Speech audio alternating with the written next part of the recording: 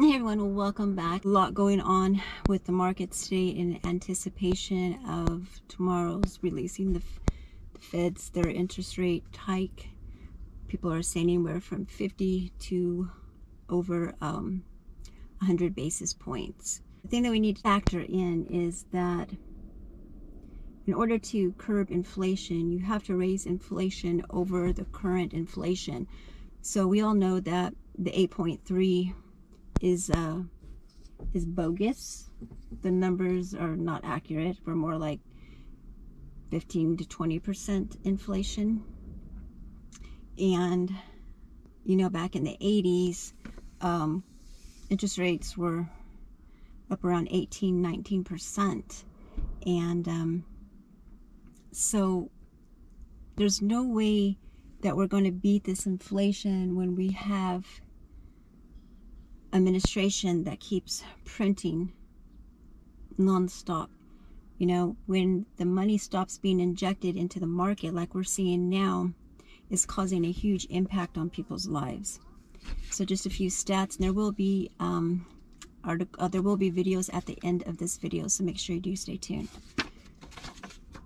So what we know right now is that credit card debt is at an all-time high. People making between 80 to 100,000 are carrying monthly balances on. They're carrying monthly balances on their credit card. Okay. So imagine when people are just making 35 to 45,000 per year.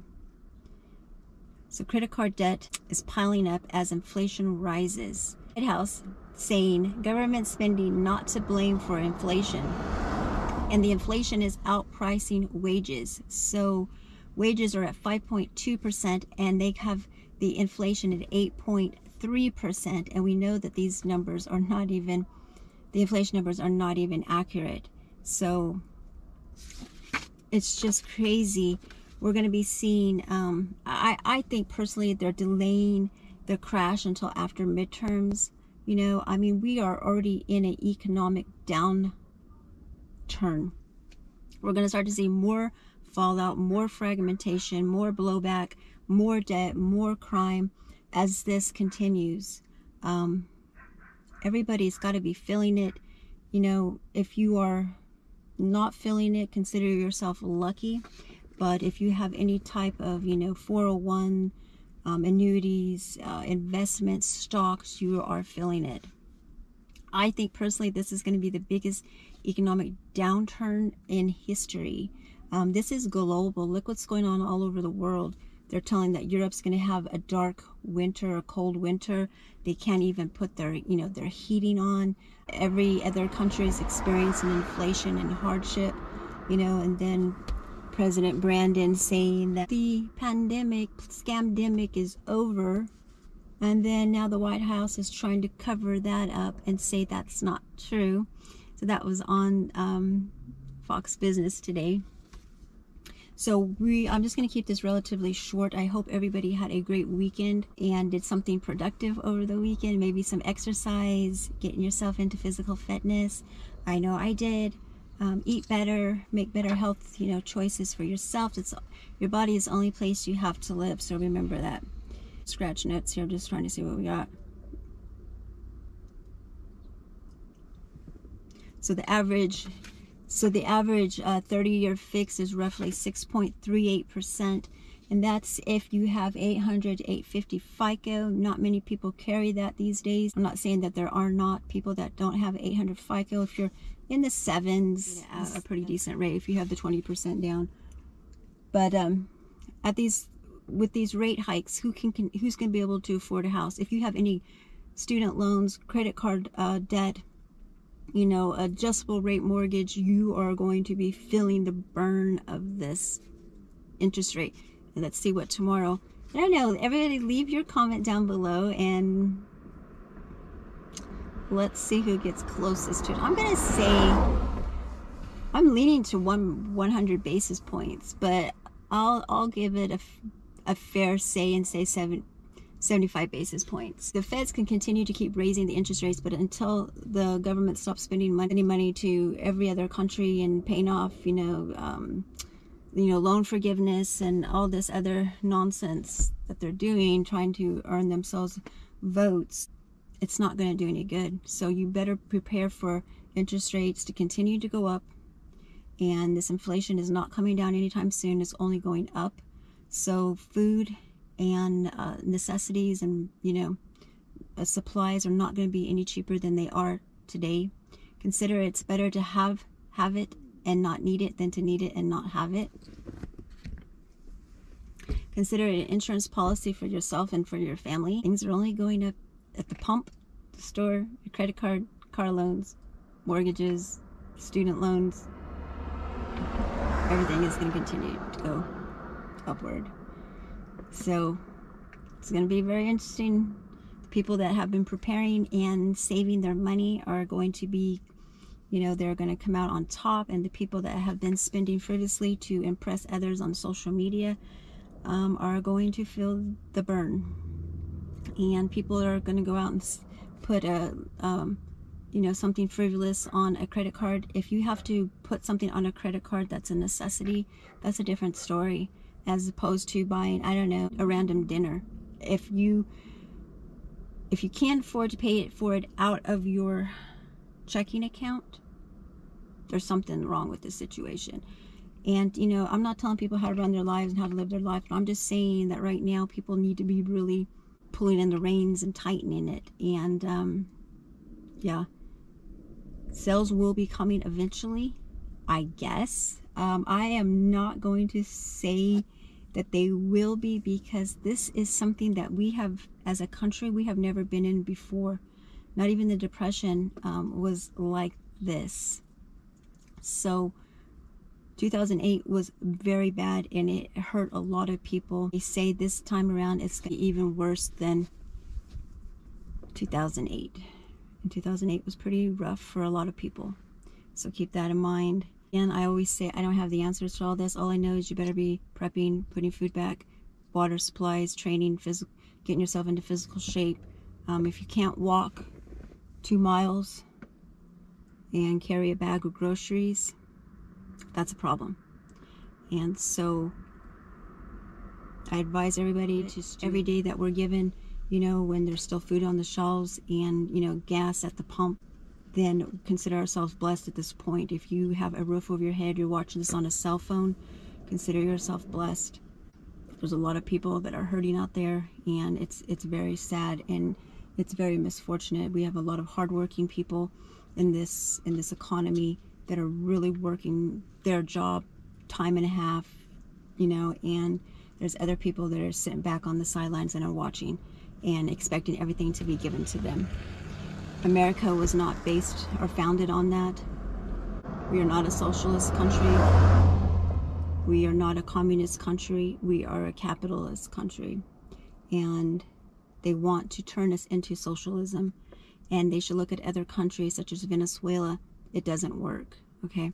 They are saying, I don't know, tell me if you've heard this. They are saying that September 20, between let's say the 23rd to the 25th, that there's something serious going to happen.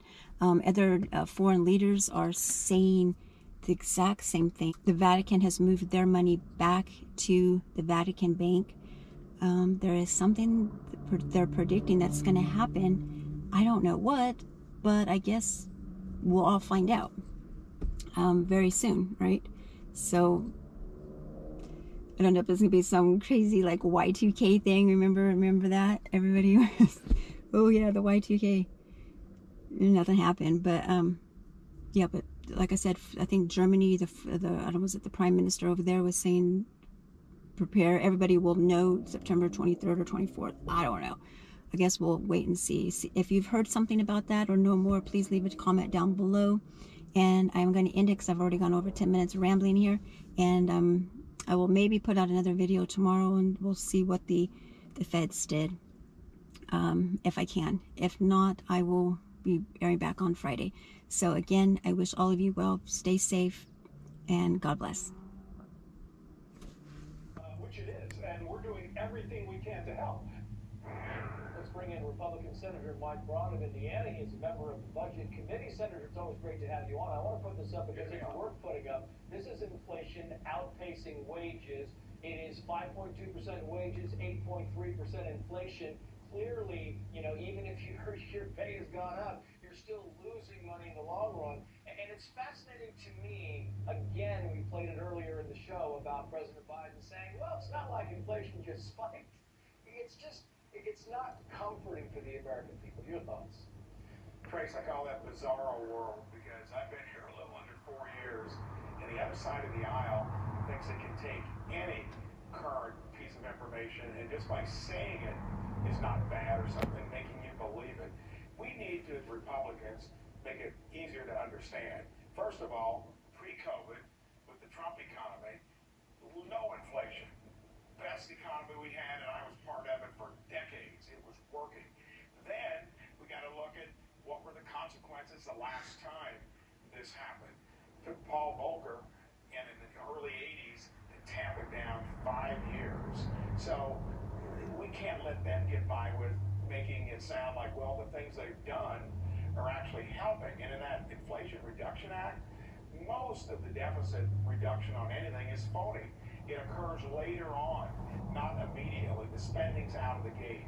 They're not going to get by with it. We as Republicans have to articulate it a little better, make it easier to understand so that they don't. In fact, CBS is reporting that 46% of Americans who make between $80,000 and $100,000 a year are carrying a monthly credit card debt, paying those huge interest rates. That makes people stressed. And it's going to be more stressful because the Fed back in the 80s had to take interest rates up to 20%. And here, the most indebted part of our economy, along with consumers again, would be our own federal government. So.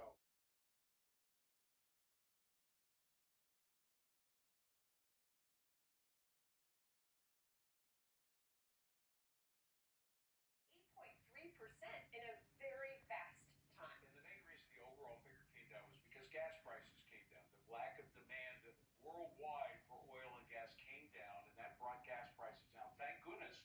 But you look at food prices. I mean, the president doesn't go out to the grocery store. You mentioned earlier, I mean, food prices alone were up 11.4%.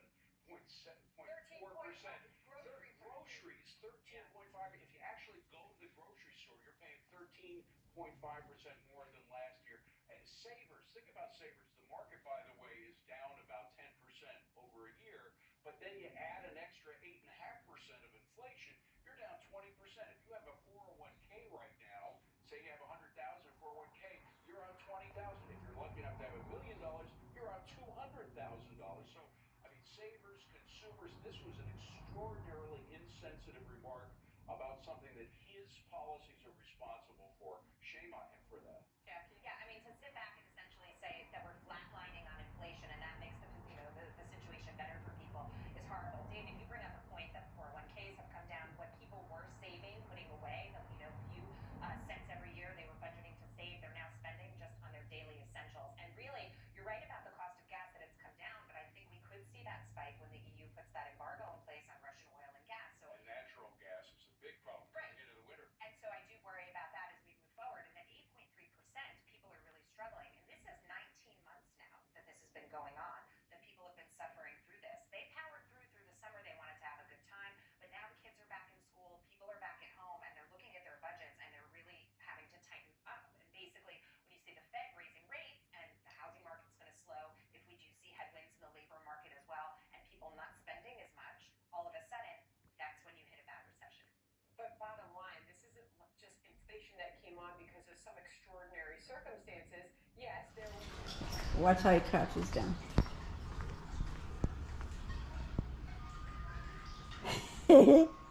You're funny. Woo! Good one. Marley. In the chair. Put it in the chair. I'm not playing. I'll go inside. Marley. That's not the chair.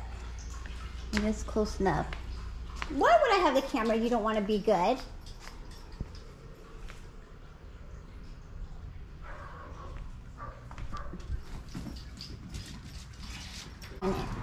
Swear. Listen. Put it in the chair or we're not going to play. I taught you that. Don't make me look stupid. Whoa, good one.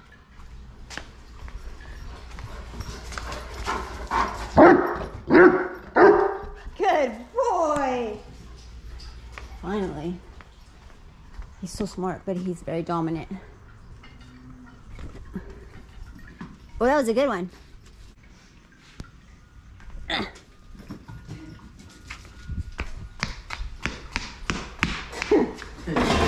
Marley, put it in the chair. Put it in the chair like this. Good boy. Well, it rolled out, but he did put it in the chair. Good boy. Ugh. Woo, that was good.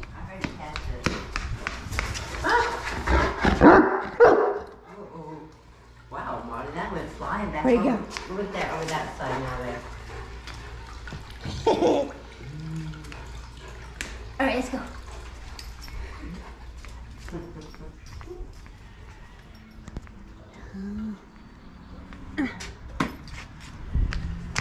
Ooh, my slipper.